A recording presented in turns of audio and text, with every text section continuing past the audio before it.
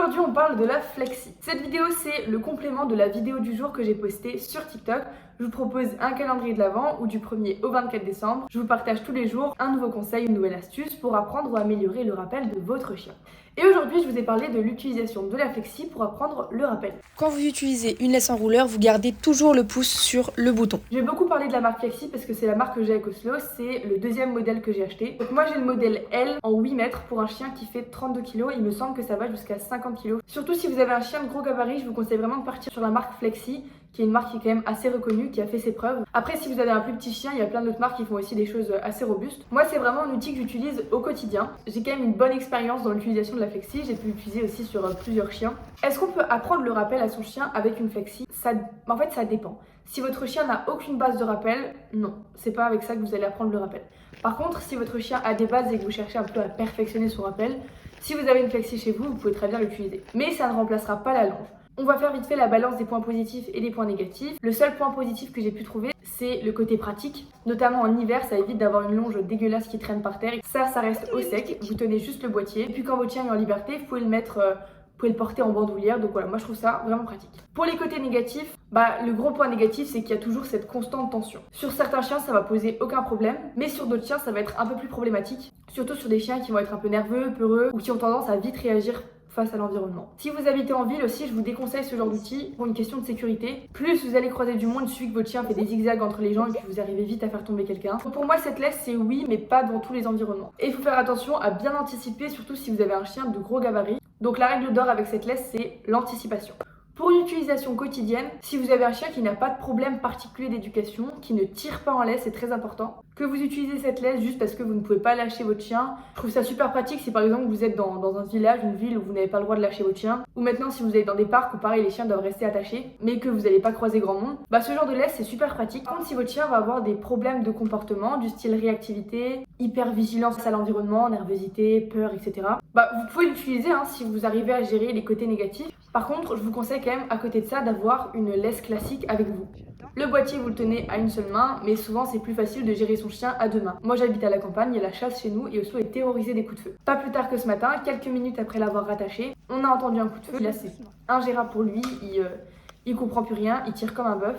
Donc je vous conseille toujours d'avoir une petite laisse assez fine que vous pouvez mettre dans la poche sur vous, au cas où pour pouvoir le tenir ou pareil pour faire des croisements ou passer dans les endroits un peu serrés, si votre chien risque de réagir par exemple. Je vous conseille de l'utiliser au harnais, surtout si votre chien a quelques troubles de comportement que vous êtes en train de travailler, comme je vous l'ai dit avant. Maintenant, moi j'ai de temps en temps le collier aussi, même si j'utilise principalement le harnais. Et ce matin, il était au collier, il tirait quand même. Et puis moi je trouve plus pratique d'utiliser un harnais, mais bon ça c'est vraiment chacun fait ce qu'il veut. Pour ce qui en est des croisements, alors moi je vous conseille de bloquer systématiquement la laisse lors de croisements.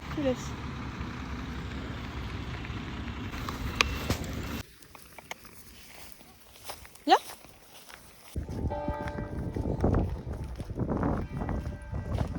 Viens, tu attends. Bien, ça tu passes. Bonjour. Ok. Même si votre chien est très bien éduqué, tout à fait sociable, s'il passe à côté de la personne, le problème c'est que vous ne pouvez pas lâcher la laisse, donc il faut que vous ayez un minimum de contrôle sur votre chien. Donc nous, lorsqu'on fait des croisements, je lui demande de revenir au pied, et puis je vais bloquer la flexi. Comme ça, il n'y a pas de tension, ce qui nous permet de travailler. Vous soyez réactif à pas mal de choses qu'on est en train de travailler.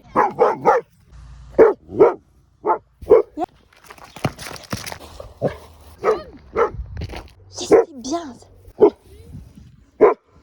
Et puis quand on a fait le croisement, je débloque la laisse et puis à nouveau toute la longueur. Pour ce qui en est de l'apprentissage du rappel avec la flexi, on peut l'utiliser donc pour perfectionner certaines choses. Donc là en face on a un beagle très réactif avec qui les croisements sont explosifs. On voit qu'il hésite à revenir, donc je vais vraiment l'encourager à revenir. Oui, super. Très bien, et on y va. Comme je vous le disais dans les points négatifs, le problème c'est qu'on a beaucoup trop tendance à bloquer la laisse avec le bouton. Encore heureux qu'il y a ce bouton pour une question de sécurité évidemment, sinon cette laisse n'aurait aucune utilité. Le problème avec ce genre de laisse, c'est qu'on a tendance à casser la relation qu'on a avec notre chien. Au final, on ne donne presque plus d'ordre à son chien, on ne communique plus avec son chien, on va communiquer qu'avec ce bouton. Je vois beaucoup trop de gens qui appuient sur le bouton avant de donner un ordre à son chien, alors que pourtant le chien connaît l'ordre. On va prendre l'exemple, vous demandez un stop à votre chien, si vous bloquez la laisse puis vous demandez l'ordre, Stop. ça n'a aucun intérêt. À la place, vous lui donnez l'ordre et la laisse ne reste qu'une simple sécurité. S'il ne coule pas, vous bloquez. Stop. Voilà. Et dans les meilleurs des cas, s'il écoute, vous n'avez même pas à utiliser le bouton. Pareil, si vous l'utilisez pour apprendre le rappel à votre chien, pensez à travailler l'ordre sans forcément bloquer avec le bouton. Parce que quand on travaille le rappel avec une longe, par exemple, on va au final très peu utiliser la longe. Donc utiliser une flexi, pourquoi pas sur tous les chiens. Et pas sur tous les maîtres non plus, je dirais, surtout si vous avez tendance à être assez stressé face à l'environnement. Privilégiez une longe. Attention à bien anticiper, à l'utiliser correctement. Et puis bon, une fois qu'on connaît les points négatifs et qu'on sait les gérer, il n'y a pas de problème. On se retrouve bientôt sur YouTube pour un nouveau conseil sur l'éducation canine. Si vous voulez plus de vidéos à ce sujet-là, je vous conseille vraiment d'aller sur TikTok où je vous poste quasi quotidiennement des vidéos sur l'éducation, les comportements canins, etc. Et si vous voulez vraiment voir ce qu'on fait au quotidien, je vous conseille de nous suivre sur Instagram où je vous montre les balades, le travail qu'on fait sur sa réactivité, sur le rappel, du toilettage aussi, de l'alimentation, enfin bref, notre quotidien.